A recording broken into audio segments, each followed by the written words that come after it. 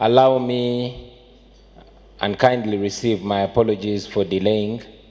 I was supposed to be here a few minutes earlier than when I got here, but considering the matters cover-up of the entire city, I was late by a few minutes. Please take my apologies. Ladies and gentlemen, today I'm going to address you as one of the many voices agitating for change in our country, Uganda.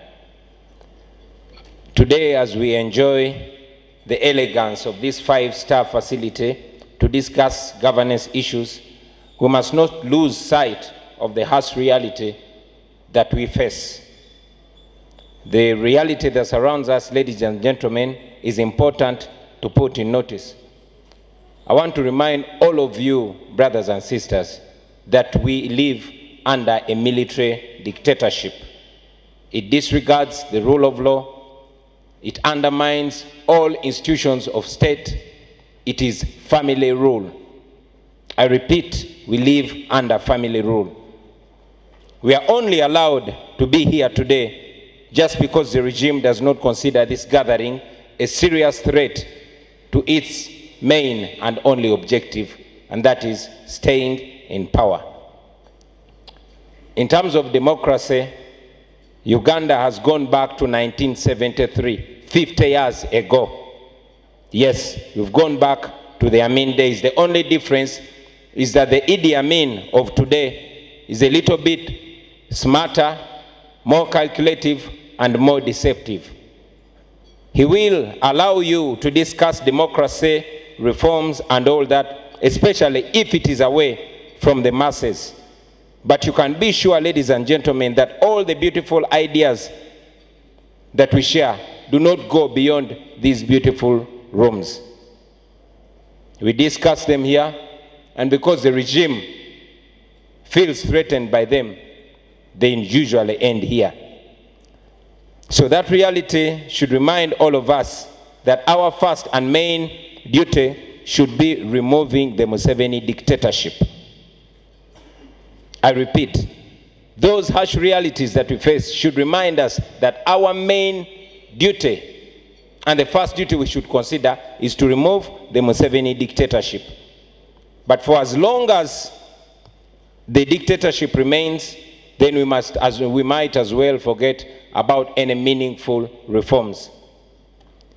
Some of you might say that I present a rather pessimistic image of our situation, but I want to invite all of you to review Uganda's political history since 1986, when General Museveni captured our country by force.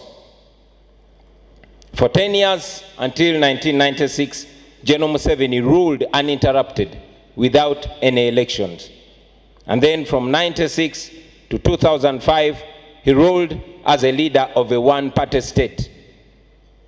Now, this lack of electoral accountability for 20 long years is what set stage for the problems that we are dealing with today. Between 2005 and now, we have witnessed 4 presidential elections under the multi-party system, all of them conducted on a very unleveled playing field in favor of General Museveni and his NRM candidates. Each of those elections has been a sham election, only legitimized by a judicial system that has proven time and again to be part of the problem rather than being a solution. Since 2005, the regime has employed various tactics to suffocate the opposition and to limit the ability of the opposition to engage with the electorate. Opposition candidates and their supporters have been intimidated, they've been arrested, they've been subjected to military violence and murder.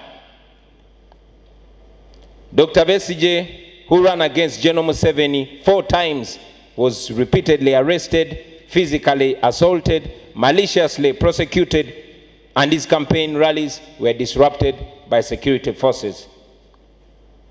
We all remember that it got even worse when I challenged General Museveni in 2021. The presidential campaign was turned into a war zone. We were tear gassed, we were arrested, beaten, pepper sprayed, shot at, and our supporters were massacred in their hundreds. By election day in 2021, the regime had already switched off the entire internet, banned all media from relaying results live from the field. It also banned any telecenters except one media house, which was used to telecast fake results in favor of General Museveni.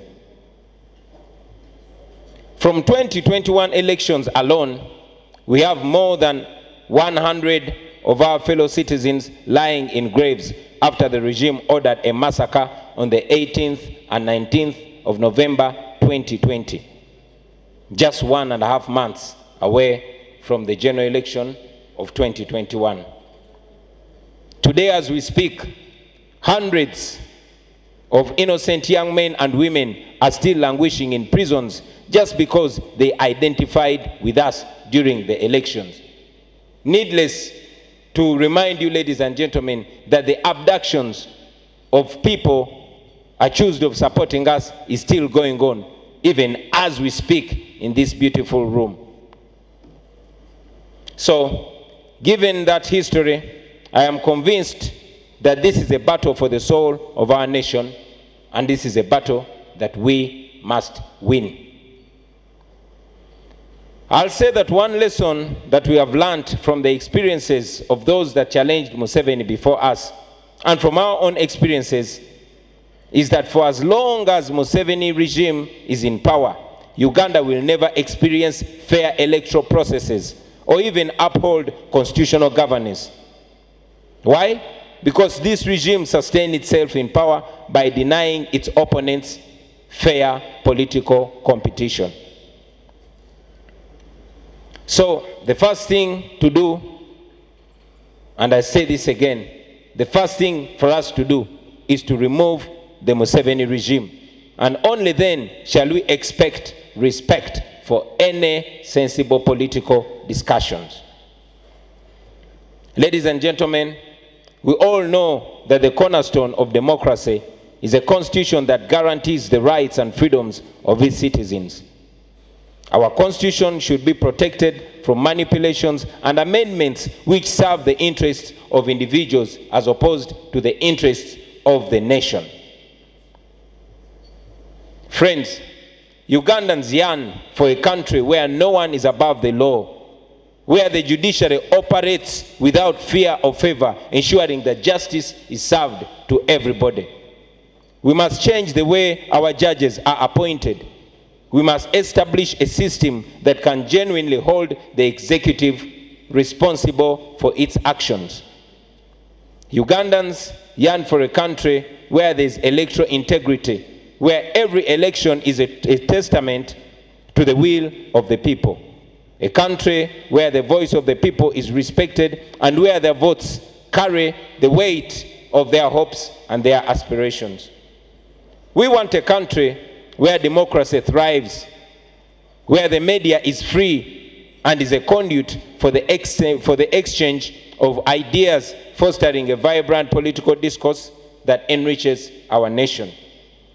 We must redefine the role of our national security institutions. They should not be used as tools of oppression and suppression. Instead, security forces should be protectors of our democracy, not obstacles to the same. We want an independent electoral commission that is free from political interference. Members of the electoral commission should be selected through a public and impartial process conducted by an independent body. They should be people of demonstrated integrity, committed to upholding democratic principles and values. They should not be appointed by the president. The people of Uganda should be free from intimidation and violence when they go for elections.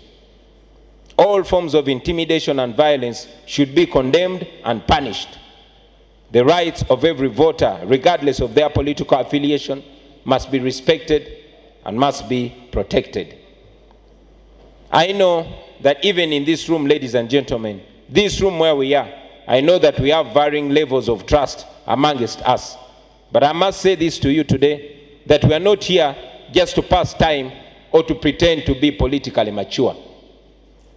We are here because Uganda needs us. We are here because our country is at crossroads. We have a duty, ladies and gentlemen, to collectively give direction because all of us have an equal stake in this, our country.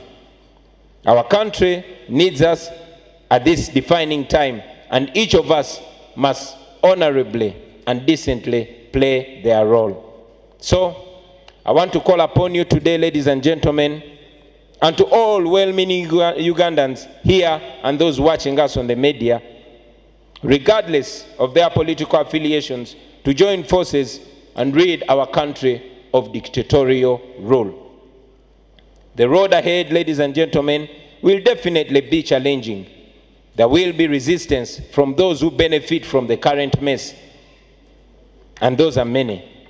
But I'll tell you that we must not be guided by our fear and apathy.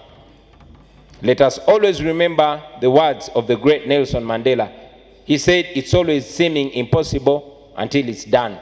So let us not be eyes shut by the challenges and the fear that we face today. Let us rise above our differences and build a nation where the will of the people prevails, where every voice matters, where the dreams of our forefathers can be realized, and where every citizen can participate in political processes without fear of intimidation.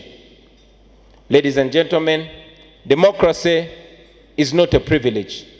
Democracy is a right, and it is a right for everybody. Unfortunately, we are not going to get this on a silver platter. We will have to endure the challenges. We will have to go through so much. But I guess, and I believe, that we'll finally achieve it. We'll achieve this for ourselves and for the generations to come. I thank you, and I wish you fruitful deliberations today.